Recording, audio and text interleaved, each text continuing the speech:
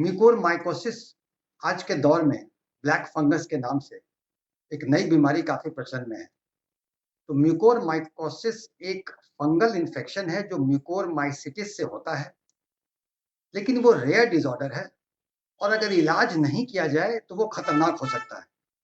तो पहले तो ये कॉमन नहीं है, इसलिए लोग यहाँ पे घबराएं नहीं। ये बहुत ही रेयर डिसऑर्डर है। ये ज्यादा लोग को इसमें जो अभी पैनिक की जरूरत है, कोई पैनिक की जरूरत नहीं है। कोविड पेशेंट्स जो रिकवर हो गए हैं उनके कुछ एक केसेस में, जिनमें काफी दिन ऑक्सीजन चला हो, उन्हें काफी दिन स्टेरॉइड दिया गया हो, वो अनकंट्रोल्ड डायबिटिक हैं, अगर वेंटिलेटर पर गए हैं या उनको काफी दिन तक अगर इम्यूनोमॉड्यूलेटिंग ड्रग्स दी गई हो तो वो ससेप्टेबल है। उसमें कुछ एक केसेस में रिकवरी के बाद देखा गया है। तो आमतौर पर ये कॉमन चीज है, ये कॉमन चीज नहीं है, रेयर है। लोग को इसमें घबराने की जरूरत नहीं है, लेकिन निश्चित ही जागरूकता की जरूरत है कि कुछ एक केसेस में भी अगर होंगे तो जितना जल्दी हम पकड़ेंगे उतना जल्दी इसके इलाज होगा और इसके इलाज से कोई इसके खतरनाक इफेक्ट नहीं होंगे। तो जो ससेप्टेबल रिस्की केस है उनको अगर ठीक होके आए हैं और इतने रिस्क हाई रिस्क केस हैं, उनको अगर आंखों के आगे दर्द, अगर डिस्कलरेशन, नाक के पास डिस्कलरेशन, अगर फीवर, हेडेक, रेस्पिरेटरी सिम्टम, नाक का ब्लॉकेज और नाक से ब्लडी डिस्चार्ज, ये सब चीजें अगर आए तो सस्पिशन हो सकता है, लेकिन इसका मतलब ये नहीं है कि उन्हें म्यूकोरमाइकोसिस है ही। लेकिन अभी कंट्रोल होने लायक कम एकाध केसेस हैं, हमें लगता है पूरी तरह से हम जाने तो उसमें कंट्रोल किया जा सकता है। तो कंट्रोल कैसे करें? तो पहले तो जो कोविड पेशेंट ठीक होकर आए हैं, घबराने की जरूरत नहीं है। और अगर जो कोविड के इलाज में है उसमें चिकित्सक को निश्चित ही ब्लड शुगर कंट्रोल रखना चाहिए, स्टेरॉइड का जुडिशियस यूज, अगर ऑक्सीजन देते हैं ह्यूमिडिफाइड ऑक्सीजन तो उसके ऊपर नली वगैरह हाइजीन मेंटेन करना चाहिए। और अगर वो ठीक होकर कोविड पेशेंट आ गए हैं तो निश्चित ही, चूंकि ये जो होता है इसमें हम स्पोर्स नाक के माध्यम से इनहेल करते हैं जो लंग्स में जाता है और वो दिक्कतें करती हैं वो। तो आप जो है उसमें नाक का भाप लिए रहें, बीटाडिन सॉल्यूशन डाइल्यूटेड वो नाक में आकर लें, क्योंकि नाक ही जरिया है, इससे कंट्रोल रहेगा। और नॉर्मल पेशेंट जो आप आते हैं वहां से आकर के, तो आप अगर आकर के ठीक होके आते हैं तो आप इस बात कर चुके हैं इसका मोड ऑफ ट्रांसमिशन इनहेल करते हैं स्पोर्ट्स को।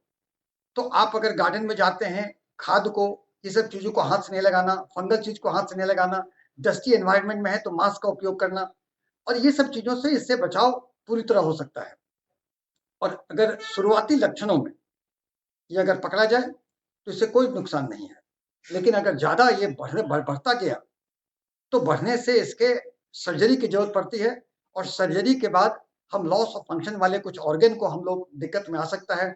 जैसे कि अगर आंखों में ये फैलाव होता है और आंख को कंट्रोल नहीं करेंगे तो आंखों में प्रोप्टोसिस, जिसे कि कहते हैं आंख का बाहर आना, आंखों में लाली, आंखों के अगल बगल काला धब्बापन, आंखों के अगल बगल दर्द, और आंख का जो अंदर में थ्रोम्बोसिस, वेसल्स का थ्रोम्बोसिस जो खतरनाक होता है, वो लॉस ऑफ फंक्शन, आंख की रोशनी भी जा सकती है। ये सब चीजों के पहले जानना है। साइनोसाइटिस के कारण सर दर्द हो सकता है।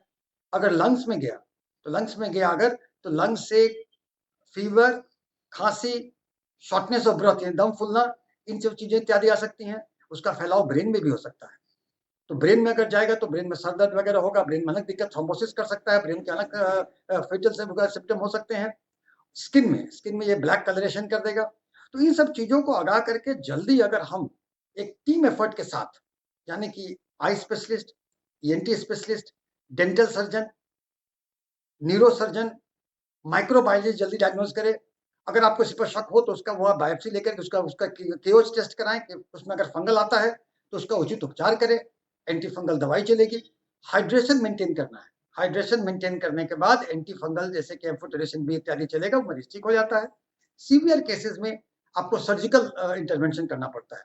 सर्जिकल इंटरवेंशन में अगर आप पैलेट में से, मुंह में अगर बहुत फंगस हो गया तो वहां पे लूज दांत गिरने लगती है, वो पैलेट गलने लगता है, तो उसमें आपको पैलेट को निकालना पड़ता है, जॉ को निकालना पड़ता है, आंख भी कभी निकालनी पड़ सकती है, लेकिन बाद में इसका प्रोस्थेसिस लगेगा। लेकिन इन सब चीजों का मेरा पहला चीज ये कहना है कि कोविड पेशेंट भी जो रिकवर हो रहे हैं उनमें बहुत कम रेयर केसेस में ये होता है। जो होम आइसोलेशन में रहते हैं उनको नहीं हो रहा, वो भी रेयर केसेस में होने का। जो मरीज को अनकंट्रोल डायबिटिक हो, वो वेंटिलेटर पर गए हो, प्रोलॉन्ग ऑक्सीजन थेरेपी हुआ हो, उनको स्टेरॉइड का सेवन बहुत हुआ हो, या वो इम्यूनोमॉड्यूलेटिंग ड्रग पर है। तो अगर इन सब पर हैं तो कोरोना के जो ट्रीटिंग फिजिशियन को आप बताएँगे और ऐसे अगर डेवलप करते हैं सिम्पटम्स तो इम्यूनोमॉड्यूलेटिव ड्रग्स को बंद करना है, स्टेरॉइड को कम करना है। चिकित्सक को आई, ईएनटी, स्किन, न्यूरो सारे चिकित्सक के इंटेंसिविस्ट सबके बेसिक एफर्ट से हम लोग म्यूकोरमाइकोसिस को कर सकते हैं, ठीक कर सकते हैं और इसके लिए बहुत घबराने की ज़रूरत नहीं है।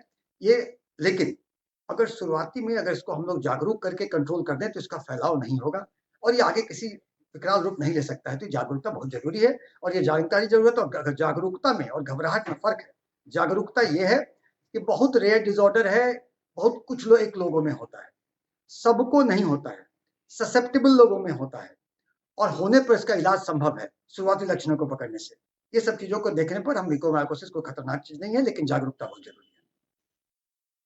नमस्कार, प्रणाम। मैं हूँ प्रियंका महाराज और द फोकस चैनल के तरफ से आप सभी को यही कहना चाहूँगी कि कोरोना का पीरियड है, घर पे रहें, सुरक्षित रहें और जो भी गाइडलाइन है उस पे अमल करें, ध्यान दें और जैसा बताया जा रहा है सेम वैसा ही करें, क्योंकि घर पे रहेंगे तो सुरक्षित रहेंगे।